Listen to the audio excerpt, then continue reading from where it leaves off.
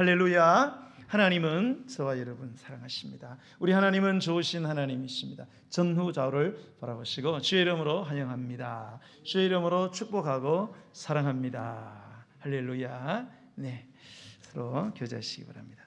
여러분, 로미오와 줄리엣 이야기 여러분 잘 아실 겁니다.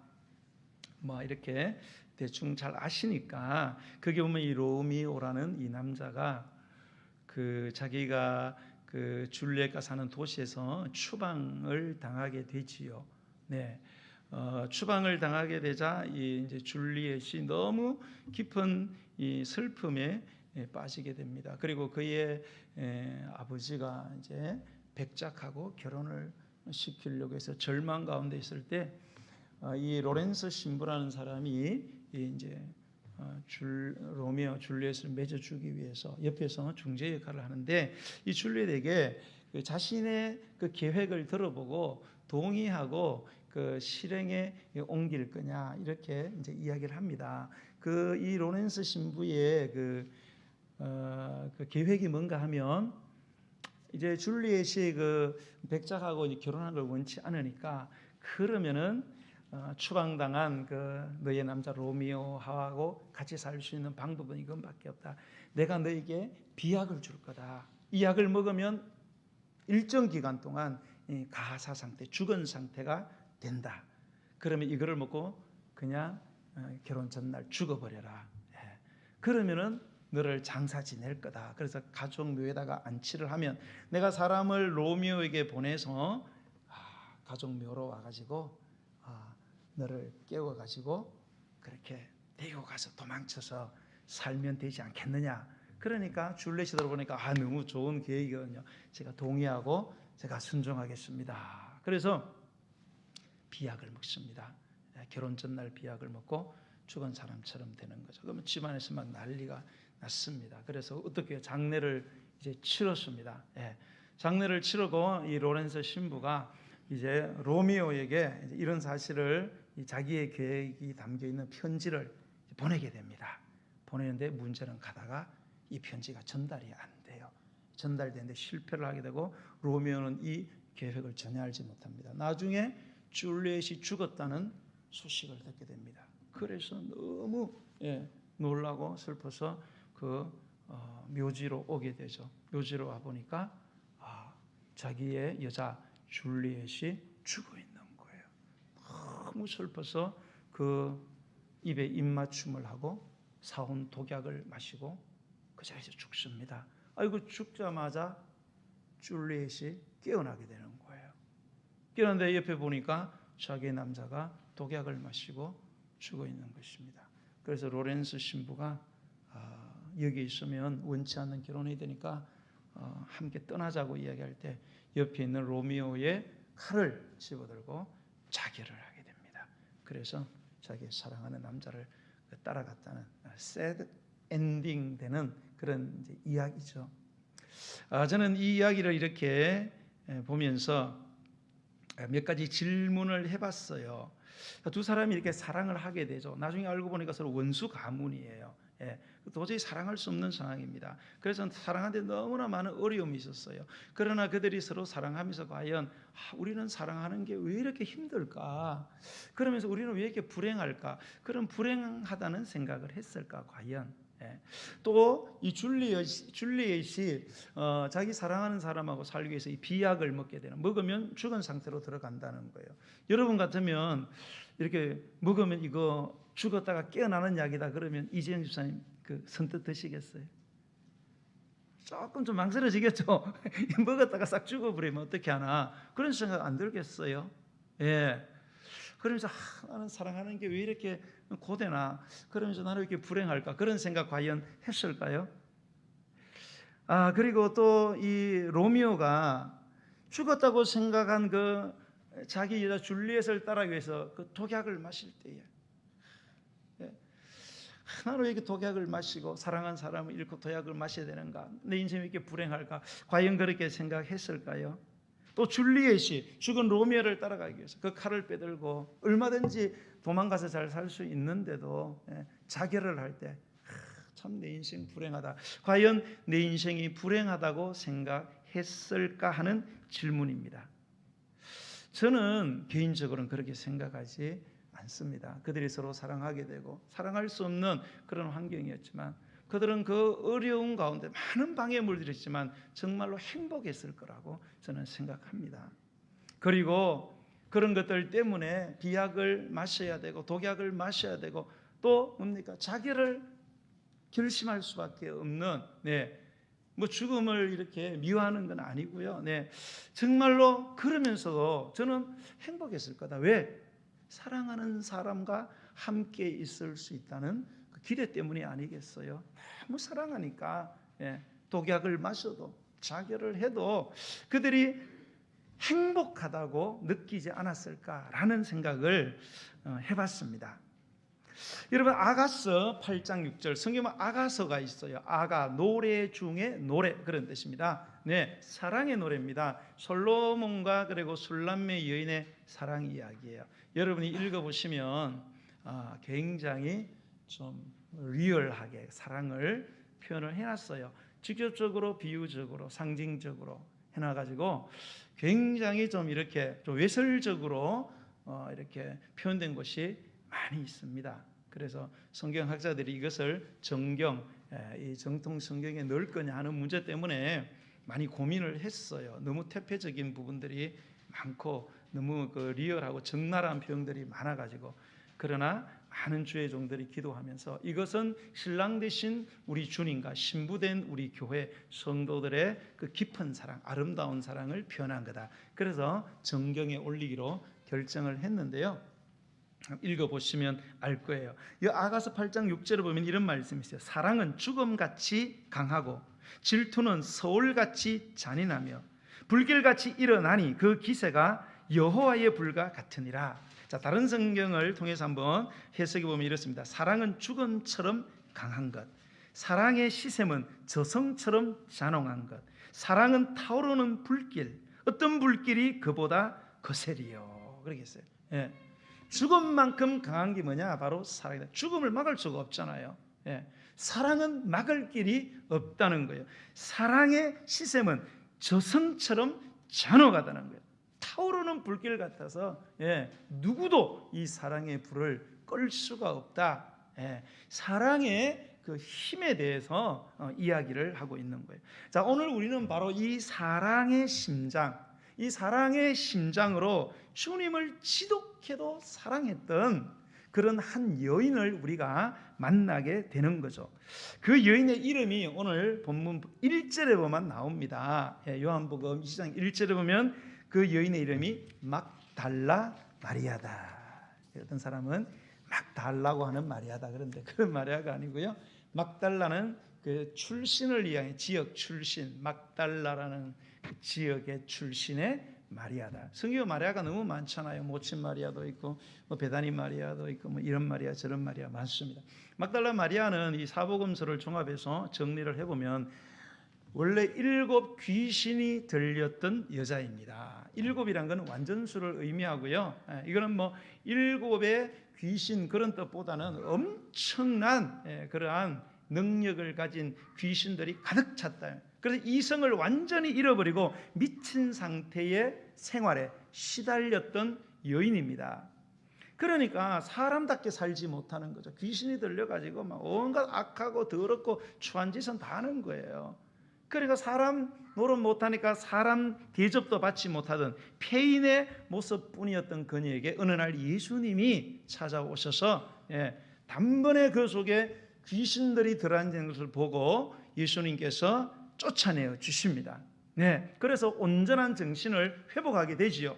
자, 귀신이 쫓겨남으로 말미암아 정신을 다시 얻게 된 이 마리아는 그 받은 은혜에 대한 보답으로 즉시 집으로 돌아가서 자기의 전 재산을 챙겨가지고 예수님과 그의 제자들 예수 공동체에 합류를 하게 됩니다. 그리고 이름도 빚도 없이, 그리고 재물도 아낌없이 자기의 전 소유로 이 예수 공동체를 섬기며 지극정성으로 예수님이 돌아가시는 그 순간, 아니 부활의 그 현장에까지 와서 그렇게 뒷바라지했던 여인입니다.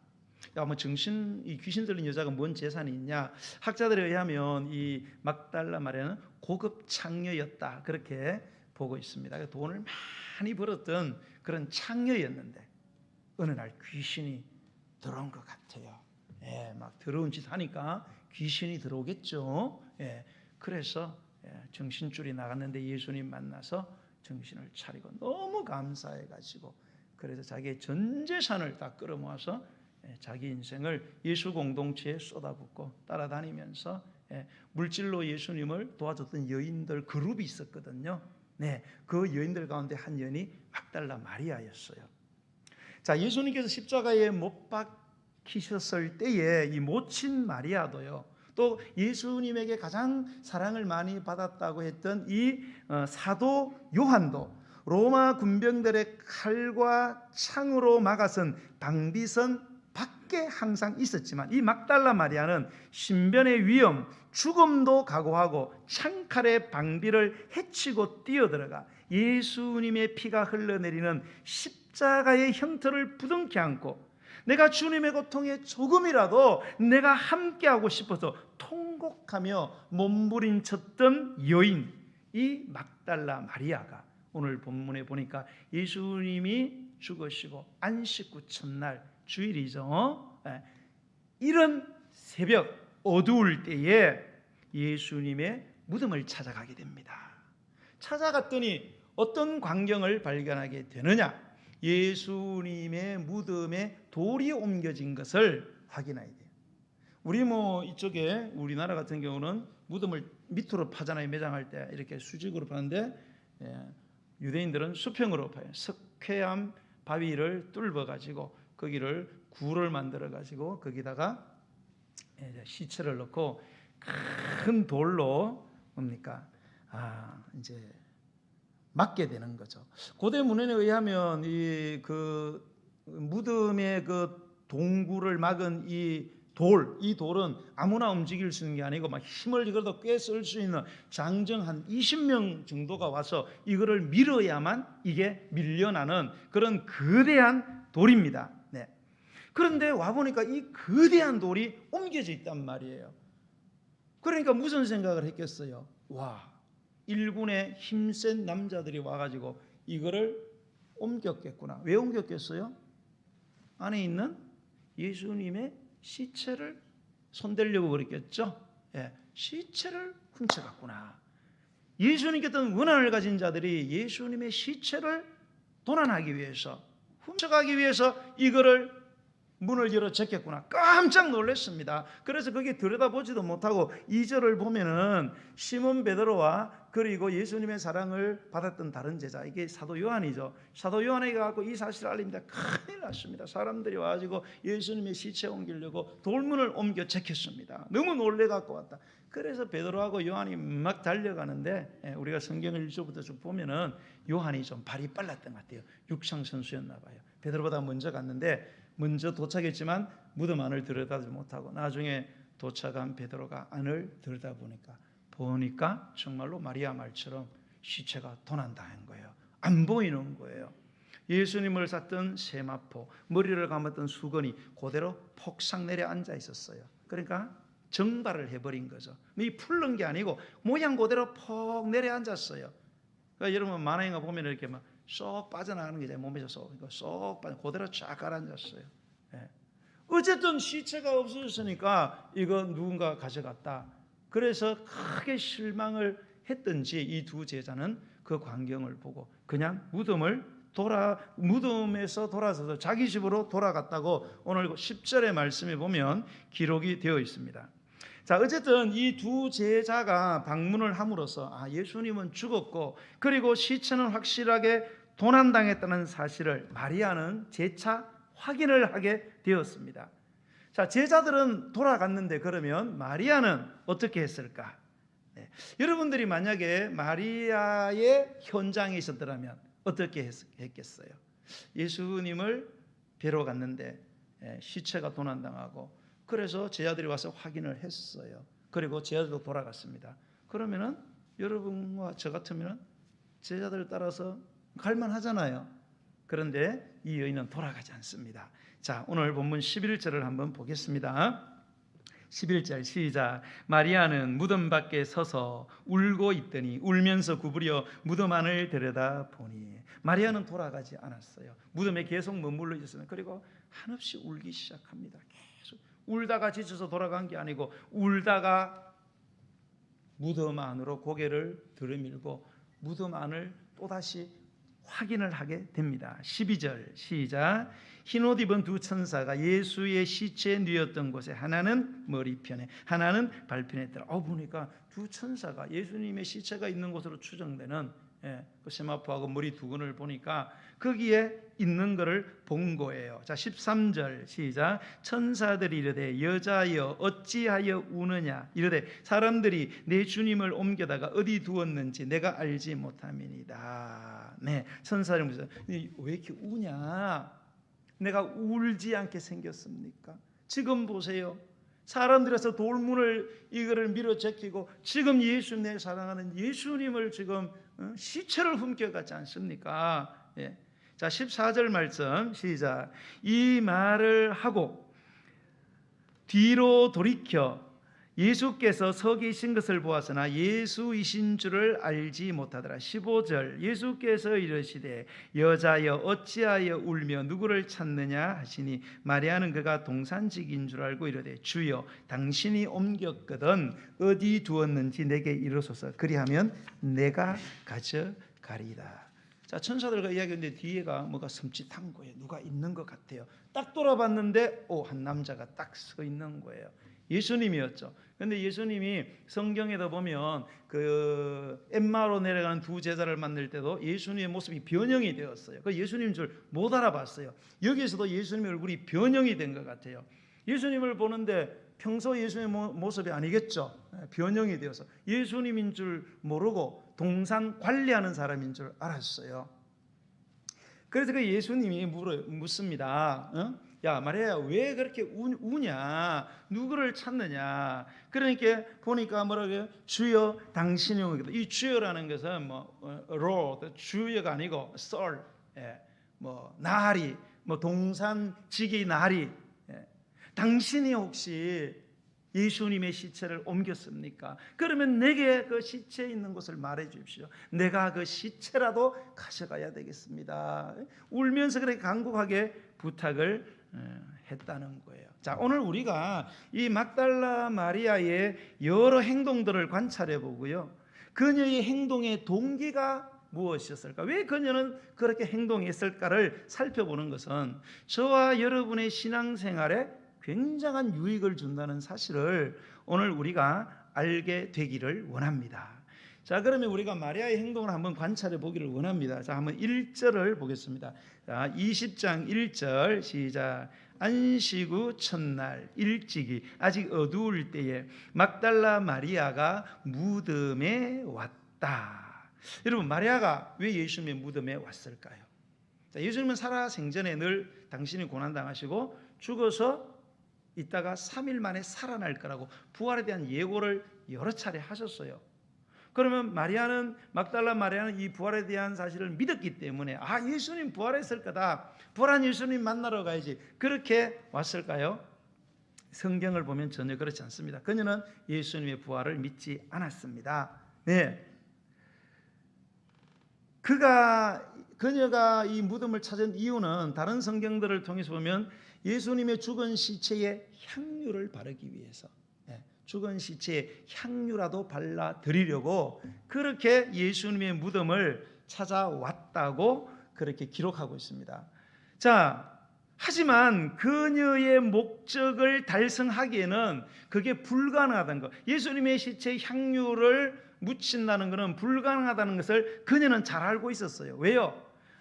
앞에서 말한 것 같이 예수님의 시체에 향유를 뿌리려면 일단 돌문을 열어야 됩니다. 근데 돌문이 여자 힘으로 열 수 있는 게 아니에요. 장정 수십 명이 덤벼들어야 돼요. 한 20명이. 그래야 들어갈 수 있는데 예수님의 시체에 향유를 뿌리려고 왔다는 것은 어리석은 일이죠. 불가능한 일이에요. 그녀도 알고 있었습니다.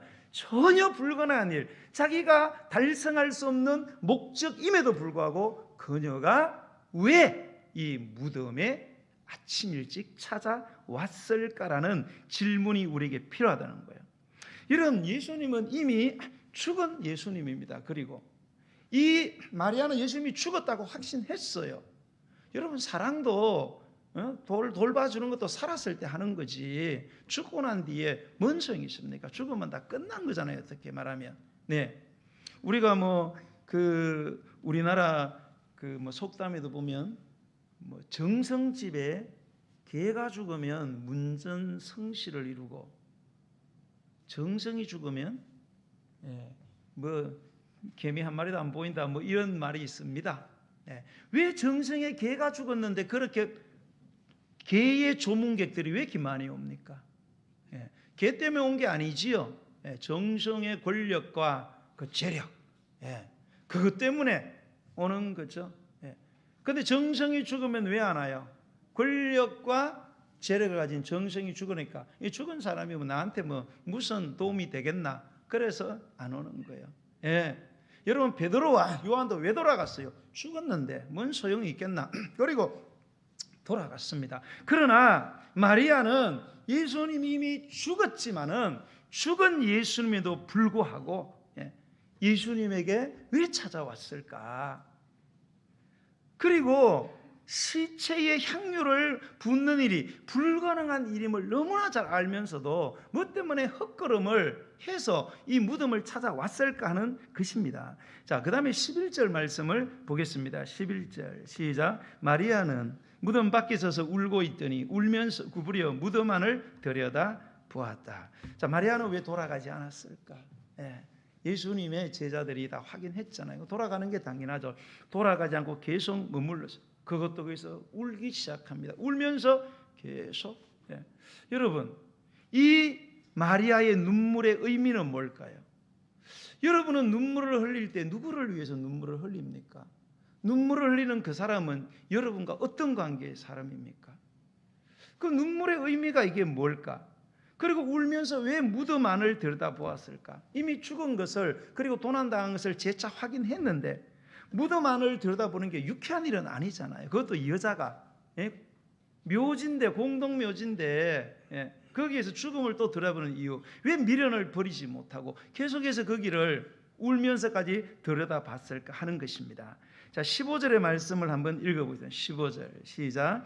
예수께서 이르시되 여자여 어찌하여 울며 누구를 찾느냐 하시니 마리아는 그가 동산지기인 줄 알고 이르되 주여 당신이 옮겼거든 어디 두었는지 내게 이르소서 그리하면 내가 가져가리이다. 자, 주목해야 할 말은 내가 가져가리이다. 이거 간단한 말 같지만은요 결코 쉬운 말이 아닙니다. 왜요? 막달라 마리아는 연약한 여자의 몸입니다. 여자의 몸으로, 여자의 몸인 그녀가 도대체 무슨 마음으로, 살아있는 사람도 아니고 죽은 사람의 시체 송장을 자기가 챙겨가겠다고 이야기를 하는 걸까라는 질문입니다. 여러분, 왜? 우리가 자세히 본문을 관찰해 보면 말의 행동은 전혀 이성적이지 않아요. 합리적이지 않습니다. 그런데 마리아는 그렇게 행동을 하고 있어요. 이 많은 질문들에 대한 한 가지 대답은 뭘까요, 여러분? 그것은 그녀가 주님을 너무너무 사랑했다는 거죠. 주님을 너무 사랑한 거예요. 주님을 너무 사랑했기 때문에 주님을 향한 진실한 사랑, 주님을 향한 변함없는, 그리고 한결같은 사랑이 아니라면 이 행위를 어떻게 설명할 수 있겠습니까? 여러분, 예수님께 남다른 사랑과 은혜를 받은 막달라 마리아는 결코 그 사랑과 은혜를 잊을 수가 없었습니다. 그렇기 때문에 마리아는 살아계신 주님을 섬기기도 했지만 고난당하시고 이미 죽어버린 주님을 위한 일이지만은 무엇이든지 그녀는 주님을 사랑했기 때문에 못할 일이 없었다는 것입니다. 자, 그러면 사랑하는 여러분, 저와 여러분은 어떤 사람입니까?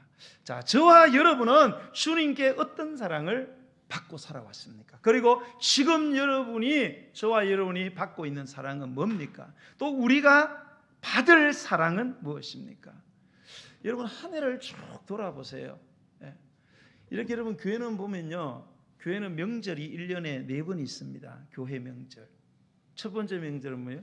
부활 명절이 있습니다.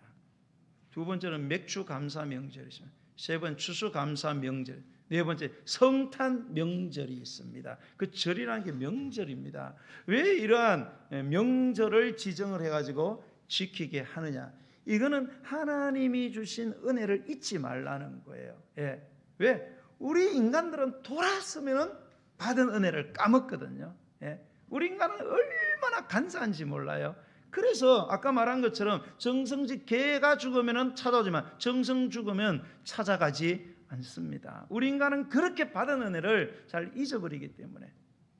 여러분, 이런 명절들을 보내면서 저와 여러분은 정말로 하나님이 주신 은혜가 뭔지 얼마나 깊이 묵상하느냐는 거예요. 그래서 제가 명절을 지킬 때마다 광고를 하면서 그냥 연례 행사처럼 안 지나갔으면 좋겠다. 정말로 하나님이 4월에 부활 명절 때, 7월에 맥주, 10월이나 11월에 추수감사, 12월에 성탄 명절 때 그 의미를 알고 하나님이 내게 베푸신 은혜가 무엇인가 정말로 사랑하는 마음으로, 진심으로 마음으로 준비하고, 물질도 양이 아니라 정말로 질적으로 내가 주님을 사랑하는 마음으로 준비해서 드리자. 그렇게 이야기하는데 잘 안 먹게 들어가는 것 같아요. 그런데 그렇게 우리가 주님을 섬기게 되면 엄청난 일들이 일어납니다. 우리의 삶에. 왜냐하면 우리 주님이 살아계시거든요. 여러분, 우리 주님은 관념적인 상상 속의 그러한 소설 속의 존재가 아니에요. 지금도 살아계시고요. 우주 만물을 창조하셨을 뿐만 아니라 우주 만물을 지금도 운행하고 계세요. 여러분과 저의 생명줄을 쥐고 계십니다. 우리 힘으로 살아가는 게 아니에요, 여러분. 그 하나님을, 그 주님을 만나게 돼 있다는 거죠.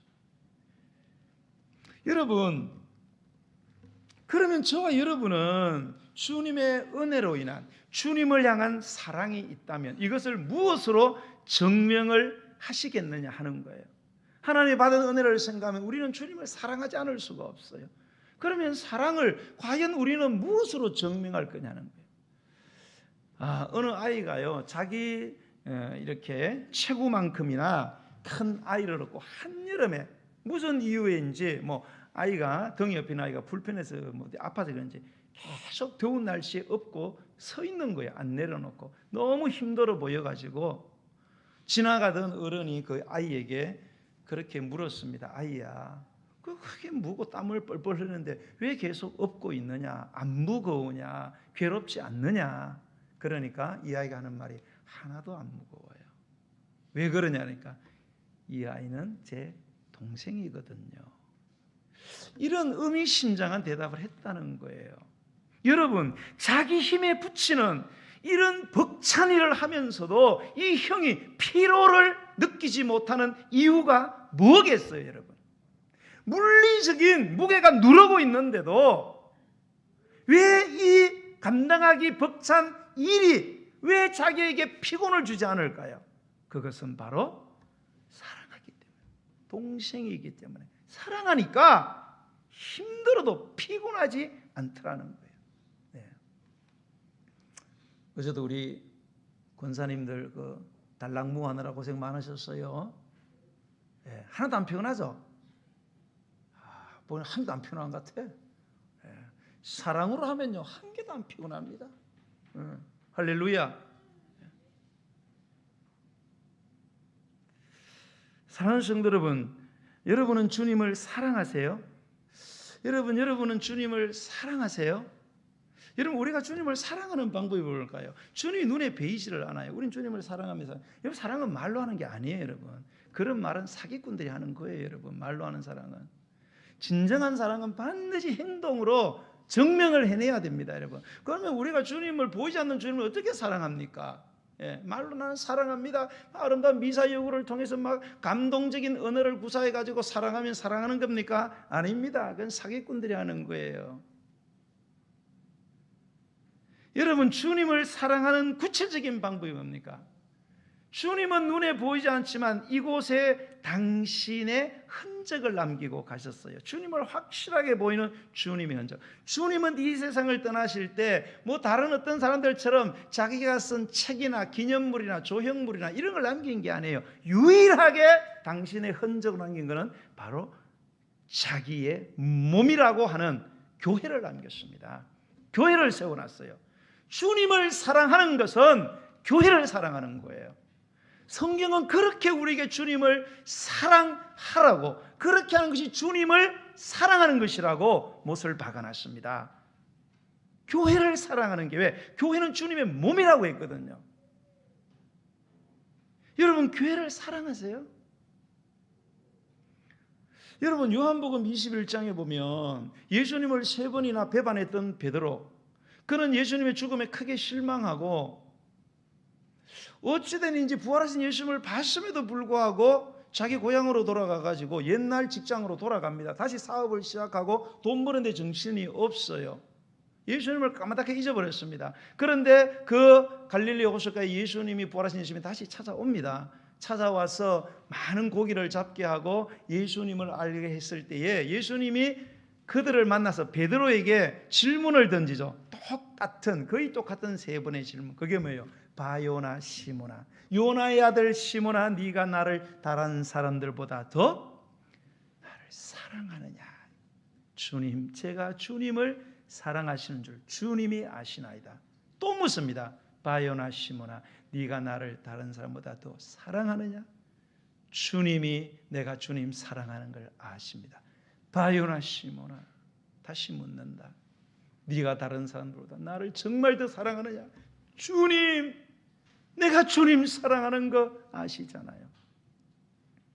왜 예수님은 베드로에게 3번의 질문, 그 질문이 뭐예요? 나를 사랑하느냐는 질문을 던지는 거예요. 그리고 3번의 대답을 끝까지 받아냅니다. 그리고 주님이 하시는 말씀이 뭐예요? 네가 나 사랑하니? 사랑합니다. 나를 사랑해? 그러면은 내 양을 쳐라. 내 어린 양을 먹이라. 이렇게 이야기를 합니다. 내 양, 내 어린 양이면 교회지요. 왜 주님이 이런 질문을 하시는 겁니까? 여러분, 주님의 일은요, 주님을 사랑하지 않고는 결코 감당할 수 없기 때문에 그래요. 여러분, 우리가 주님을 사랑하는 것이 교회를 사랑하는 것인데요, 여러분, 우리가 교회를 위해서 무슨 일을 하는 것은 주님을 사랑하는 마음이 없으면 절대로 할 수가 없다는 거예요. 주님을 사랑하지 않고는 주님을 예배하고 주님을 섬기고 주님의 몸된 교회에 주님의 일을 하는 것이 불가능하지만, 그러나 주님을 정말로 사랑하게 되면 이 모든 일을 할 수 있다는 것을 깨우쳐 주기 위해서. 그래서 베드로는 나중에 주님을 너무 사랑해서 나중에 로마에서 잡혀 십자가에 못 박혀 죽게 됩니다. 그때에 베드로는 나를 예수님처럼 똑바로 못 박아 죽이지 말아라. 내 사랑하는 주님은 똑바로 못 박혀 죽였는데 나는 거꾸로 달아서 죽여달라고. 그래서 주님을 위해서 그는 못 박혀 죽으면서도 아마 그는 주님을 찬양했을 거라고 저는 생각을 합니다. 여러분, 마리아는 주님의 무덤에 가서 예수님의 시체라도 자기가 책임지고 정성을 다해서 잘 모셔야 되겠다는 마음으로 내가 가져가리다라고 말을 한 거예요. 여러분, 죽은 사람은 쳐다보기도 싫은 것 아닙니까? 그리고 여자의 몸으로 죽은 시체를 자기가 가져가겠다니, 자기가 책임지고 장사를 치러 주겠다니, 이것은 바로 마리아의 뭡니까? 사랑하는 주님에 대한 아름다운 책임감을 엿볼 수 있어요. 정말로 사랑하게 되면은 여자가 시체를 책임진다는 게 어려운 일이잖아요. 그래도 불구하고 내가 주님을 사랑하기 때문에 내가 주님의 시체를 책임지겠습니다. 그런 고백이 흘러나왔다는 것입니다. 여러분, 지금 이스라엘과 하마스의 전투가 굉장히 격렬해지고 있어요. 소련과 러시아와 우크라이나도 마찬가지예요. 러시아는 우크라이나를 3일 만에 점령할 거라고 장담했습니다. 오늘 기도한 것처럼 2년이 지났어요. 여러분, 뭐 때문에 그런 어마어마한 그런 군사를 가진 러시아가 우크라이나를 점령 못하고 있는 겁니까? 우크라이나의 청년들이 내 나라는 내가 사랑하기 때문에 내가 책임을 지겠다. 그래서 뭐 장렬하게 그냥 몸을 총에같이 버리고 죽음을 두려워하고 막 뛰어드니까 내 사랑하는 아내, 내 사랑하는 자녀, 나의 조국, 내 사랑하는 조국 내가 책임져야 되지 않겠나. 막 죽음을 불사하고 막 그렇게 덤비니까 못 이기는 거예요. 여러분, 이스라엘이 조그만 나라 아닙니까? 나라를 2000년 이상 잃어버렸습니다. 그런데 기가 막히게 수천 년이 흘렀는데 다시 나라를 세웠습니다.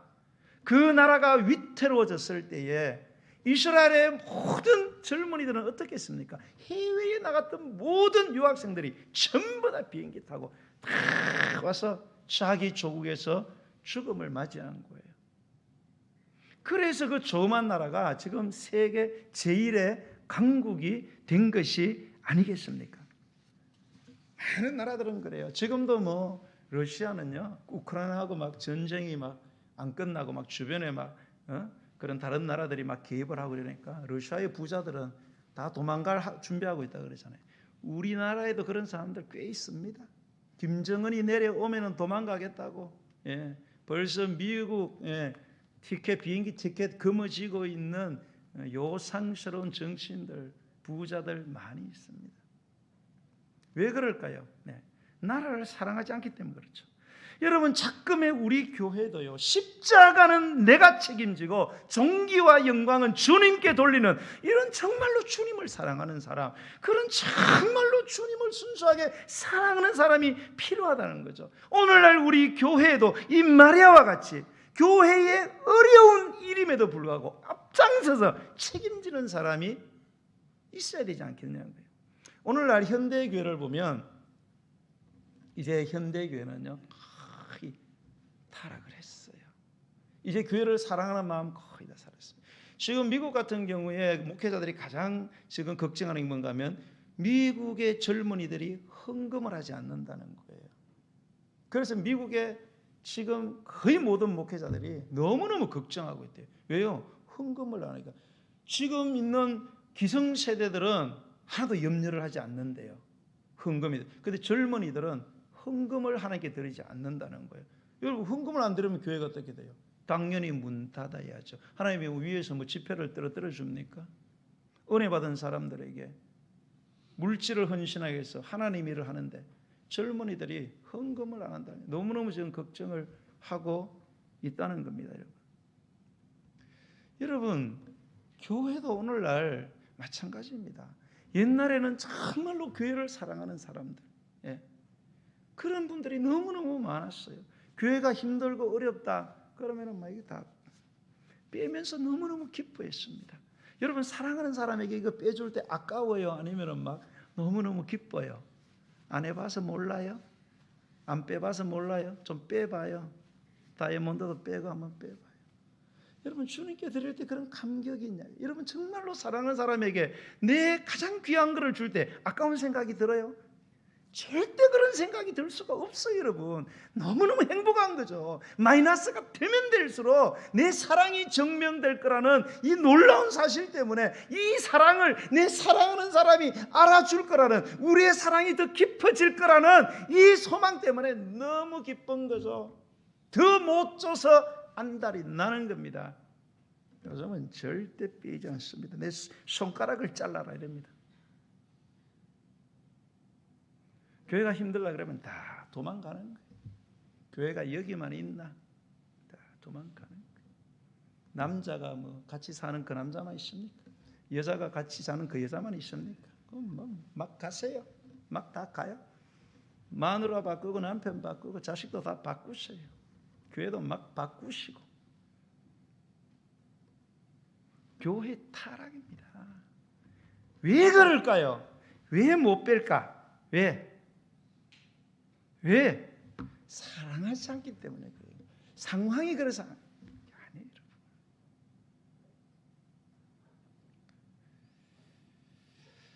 여러분, 이런 마리아, 주님을 너무너무 사랑한 마리아에게 주어진 축복이 뭘까요? 자, 16절에서 18절입니다. 16대 18 시작. 예수께서 마리아야 하시거늘 마리아가 돌이켜 히브리 말로 라보니 하니 이는 선생이라는 말이라. 예수께서 이르시되 나를 붙들지 말라. 내가 아직 아버지께로 올라가지 아니하노라. 너는 내 형제들에게 가서 이르되 내가 내 아버지 곧 너희 아버지 내 하나님 곧 너희 아버지께로 하나님께로 올라간다 하라 하시니 막달라 마리아가 가서 제자들에게 내가 주를 보았다 하고 또 주께서 자기에게 이렇게 말씀하셨다 이르니라. 자, 여러분, 주님을 너무너무 사랑한 마리아에게 주어진 축복. 자, 본문의 말씀을 잘 분석을 해보면요, 자, 부활하신 이 예수님, 부활하신 예수님을 가장 먼저 발견해야 될 사람들이 누굴까요?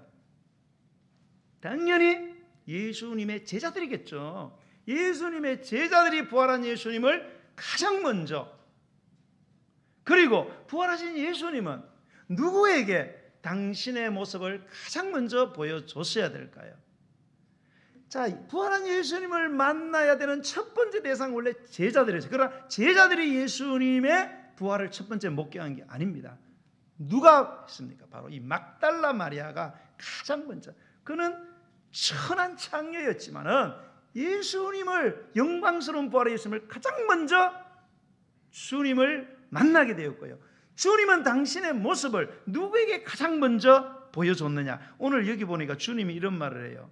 예수께서 이르시되 나를 붙들지 말라. 내가 아직 아버지께로 올라가지 아니하였노라.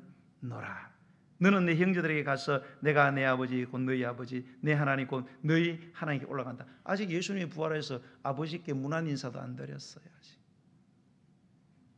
물론 하나님 아버지는 모든 것에 계시죠. 그러나 논리적인 순서로 봤을 때에 이제 하늘에 올라가서 하늘 아버지에게 아버지 나 부활해서 왔어요 이렇게 인사하기 전에 먼저 누구를 먼저 만나줬느냐? 바로 막달라 마리아를 만나주는 축복을 이 마리아가 뭡니까? 하게 되었다는 거예요. 그리고 부활하신 주님의 음성을 가장 먼저 듣게 된 사람도 누구냐? 바로 막달라 마리아죠. 무슨 말인가 하면 부활하신 예수님, 살아계신 주님을 확실하게 체험하게 되는, 눈으로 보고 손으로 만지고 예수님을 막 꽉 붙잡고 있으니까 나 붙들지 말라는 거예요. 예수님, 부활한 예수님을 첫 번째로 그 옷자락을 붙들고 예수님을 막 끌어안았겠다. 예수님 보려다 막 뽀뽀하려고 했을 거예요 아마 막.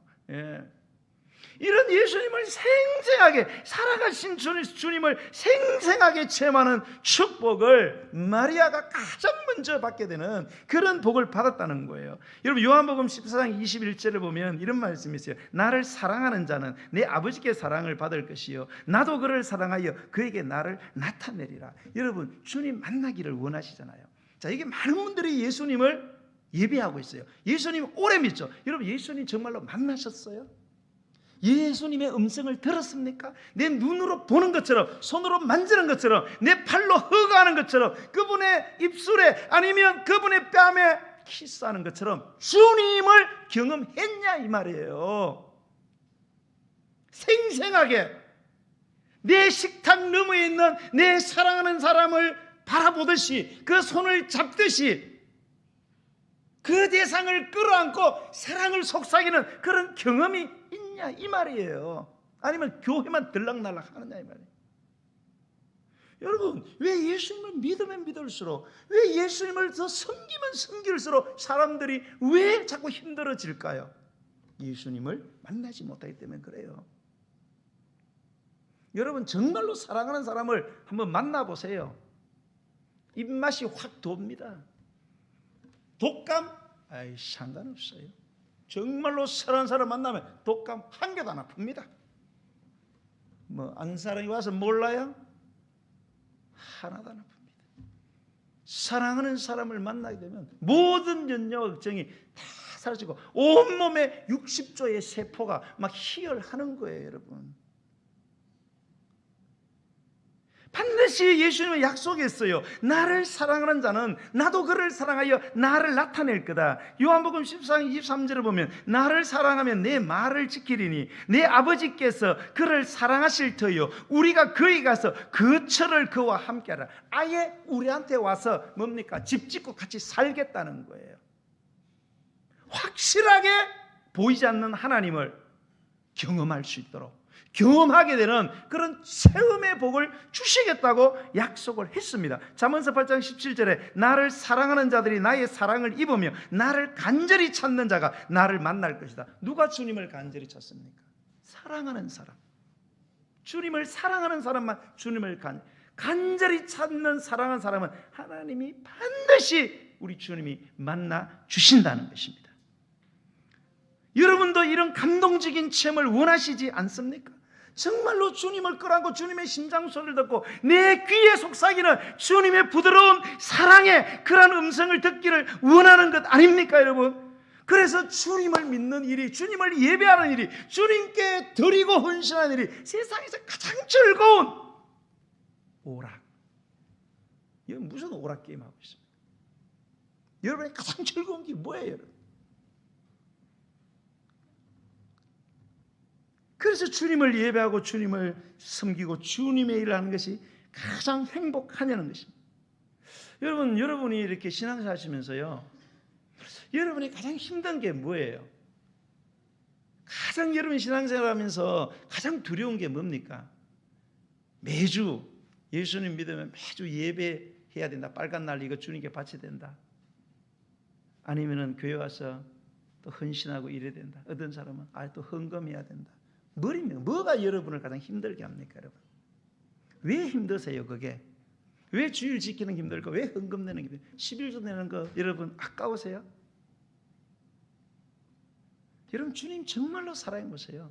11이 아니라 12, 13, 10에 10을 드리고 싶은 마음이 정말로 사랑하는 대상에게는 생길 수밖에 없어요.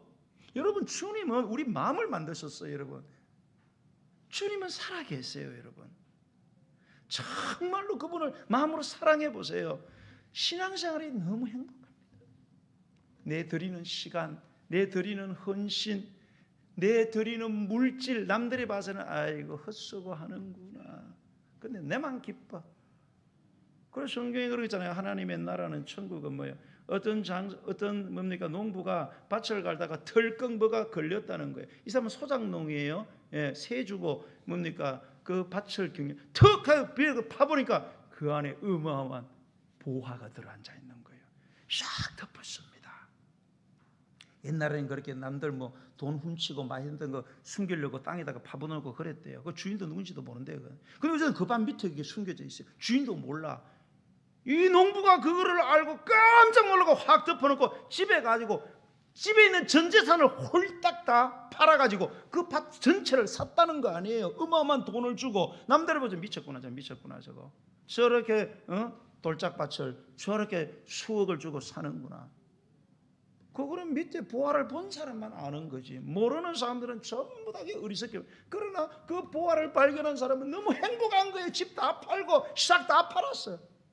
너무 행복한 거예요.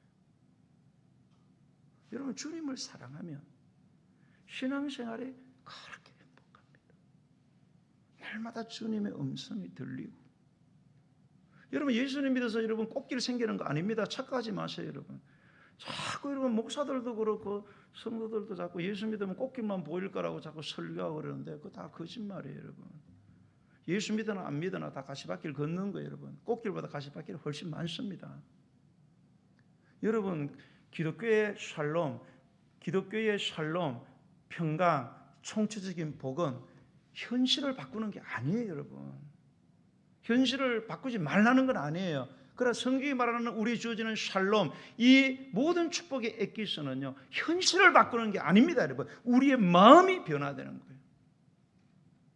우리 마음에 하나님이 계셔서 우리가 바라보는, 우리가 해석하는, 우리가 기대하는 것이 완전히 달라지는 거예요. 바위는 그대로 있지만 물이 바위를 넘치고 그래서 배가 흘러가는 것처럼 그게 우리 기독교의 샬롬이에요. 그런 것을 어떻게 느낄 수 있냐? 주님을 사랑하면 됩니다. 성도 여러분, 주님을 섬길 때 힘들고 지치고 갈등될 때가 있습니까? 마리아처럼 주님을 사랑하세요. 주님의 손에 있는 걸 사랑하지 마시고 주님을 사랑하세요. 여러분, 나는 정말로 우리 성도들은요, 주님을 향한 사랑뿐만 아니라 서로를 향한 사랑도 그랬으면 좋겠어요. 성도가 성도를 바라보면서 이렇게 하는 사랑이 정말로 순수한 사랑이었으면 좋겠어요. 목적 있는 사랑이 아니라 정말로 그 사람이 그 사람을 사랑해서 그냥 사랑을 했으면 좋겠어요. 많은 사람들이 뭡니까? 그 사람을 이용하려고 사랑합니다. 결혼도 그렇게 결혼하는 인간들이 한두 명이 아니에요. 그것도 크리스천들이 어떻게 하면 저 남자한테서 한번 내가 빼먹어 볼까, 내 인생 고쳐볼까. 그러니까 힘든 거예요, 결혼 생활이. 내가 저 남자에서 여자에게 뭘 내가 더 줄 수 있을까, 이렇게 결혼해봐요. 원망할 게 뭐가 있습니까, 여러분? 여러분, 누군가 여러분에게 너무 잘해줘. 알고 보니까 속셈이 따로 있네. 여러분, 그걸 알게 됐을 때 여러분이 느끼는 주된 감정이 뭐예요, 여러분? 너무 배신감을 느끼고 너무 수치스럽지 않습니까? 여러분, 주님을 그냥 사랑하세요. 성도들끼리도 그냥 사랑하세요. 뭘 고기를 사주든 뭐를 사주든 뷔페를 들어가든 그냥 사주세요. 뭘 바라보고 사주지 마시고. 바라보고 자꾸 사주니까 안 사주니까 시험 드는 거 아닙니까, 여러분? 제가 제발 그러지 말라 하잖아요. 나도 여러분에게 사랑을 받고 싶은 마음은 있지만 혹 저를 사랑해 주시더라도 저한테 뭐 크게 바라고 뭐 이렇게 하지 마세요. 난 김목숙이한테도 다 못해주고 있어요. 괜히 나한테 바랬다가 나중에 목사님 그럴 수 있냐, 내가 분명히 말씀드렸어요. 난 여러분 책임 못 집니다. 내가 목사 노릇 안 하겠다는 게 아니에요. 내 한계가 있어요, 여러분. 여러분 남편, 여러분 아내도 여러분 충족시키지 못하는데 어떻게 목사님 내가 여러분 충족시켜 줍니까, 여러분? 주님을 사랑하세요. 주님을 사랑하세요. 그래서 믿으면 믿을수록, 섬기면 섬길수록, 헌신하면 할수록 감사와 기쁨과 행복이 넘치는 은혜를 다 받아 누리는 우리 성도님이 되시기를 예수님의 이름으로 간절히 축복합니다. 우리 찬양 드리면서 준비하신 예물을 하나님께 바쳐드리겠습니다. 우리에겐 소원이 하나가 있습니다. 주님 오시는 그날까지 우리 가슴에 새긴 주의 십자가의 사랑으로 내가 교회를, 주님을 사랑하기 원합니다. 우리의 마음을 담아 우리 고백하는 심정으로 찬양 드리겠습니다.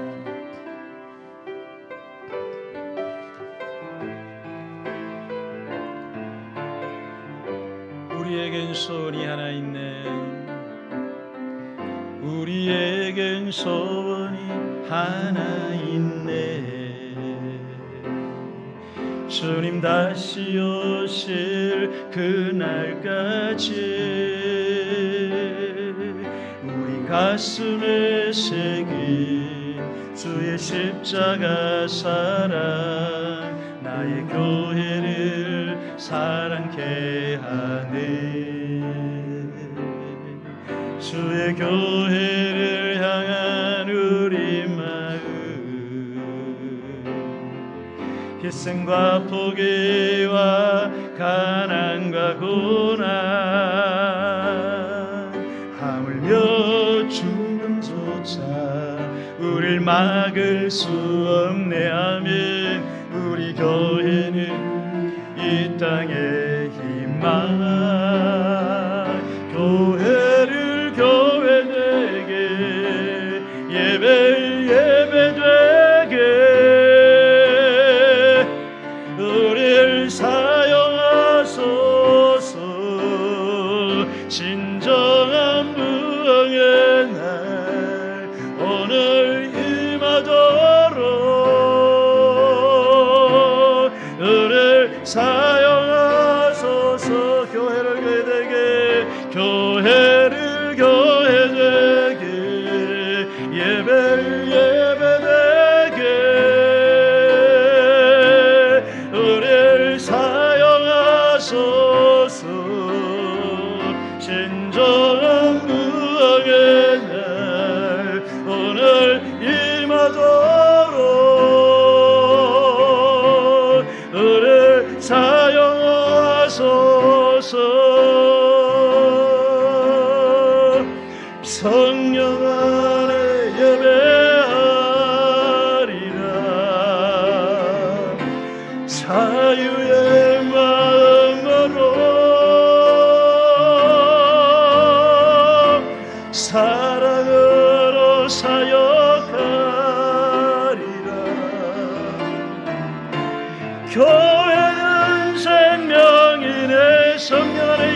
예배하리라. 성령 안에 예배하리라.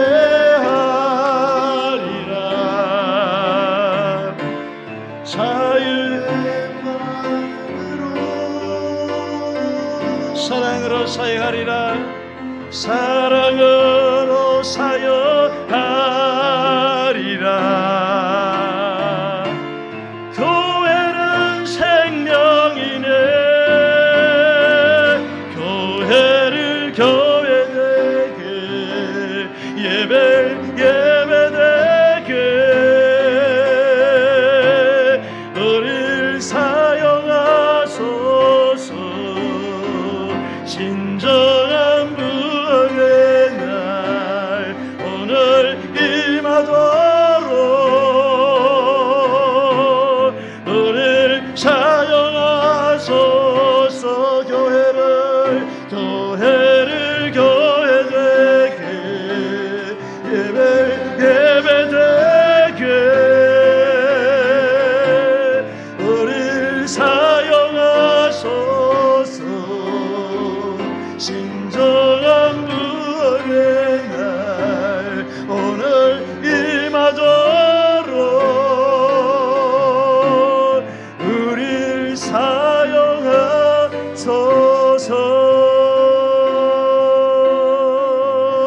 할렐루야. 오늘 이 시간 주신 말씀을 기억하고 말씀을 붙잡고 오늘 시간 기도 가운데 나가기를 원합니다.